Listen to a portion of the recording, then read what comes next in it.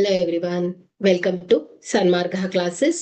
ಘನಗಳು ಮತ್ತು ಘನಮೂಲಗಳು ಅಧ್ಯಾಯದ 37ನೇ ಪ್ರಶ್ನೆಯನ್ನ ಗಮನಿಸಿ. ಪೂರ್ಣ ಘನ ಸಂಖ್ಯೆಯನ್ನು ಪಡೆಯಲು 81ಕ್ಕೆ ಗುಣಿಸಬೇಕಾದ ಕನಿಷ್ಠ ಸಂಖ್ಯೆಯನ್ನ ಕಂಡುಹಿಡಿಯಿರಿ.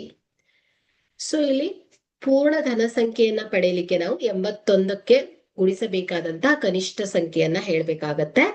ಸೊ ಇಲ್ಲಿ ಫಸ್ಟ್ ಏನ್ ಮಾಡ್ಬೇಕು, 81ರ ಅವಿಭಾಜ್ಯ ಅಪವರ್ತನಗಳನ್ನ ಕಂಡು ಹಿಡ್ಕೊಳ್ಬೇಕು. ಸೊ 81. Okay, so 3 2 6 3 7 21 3 9 27 3 3 9 3 1 3. ಸೊ 81ಅನ್ನ 3 ಗುಣಿಸು 3 ಗುಣಿಸು 3 ಗುಣಿಸು 3. ಓಕೆ, ಸೊ ಇಲ್ಲಿ ಇದರದ್ದು ಒಂದು ಗುಂಪಾಗತ್ತೆ, 3ರದ್ದು ಒಂದು ಗುಂಪು. ಸೊ ಇದೊಂದು ಎಕ್ಸ್ಟ್ರಾ ಉಳ್ಕೊಳ್ತಾ ಇದೆ ಅಲ್ವಾ.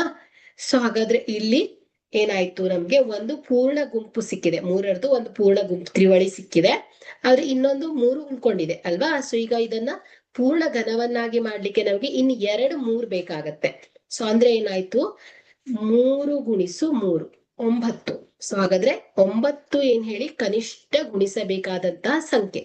ಸೊ ಒಂದು ಪೂರ್ಣ ಘನವನ್ನಾಗಿಸಲು ನಾವು 9ಅನ್ನ ಗುಣಿಸಿದ್ರೆ ಅಂದ್ರೆ ಏನಾಗತ್ತೆ, 81 ಗುಣಿಸು 9 ಮಾಡಿದ್ರೆ ಇದೆಷ್ಟು ಬರುತ್ತೆ, 729 ಅಲ್ವಾ.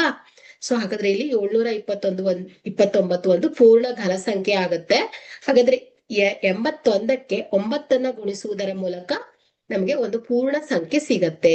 ಹಾಗಾದ್ರೆ ಕನಿಷ್ಠ ಸಂಖ್ಯೆ ಯಾವ್ದಾಯ್ತು, ಗುಣಿಸಬೇಕಾದಂತಹ ಕನಿಷ್ಠ ಸಂಖ್ಯೆ 9 ಆಗಿದೆ. Okay, thank you.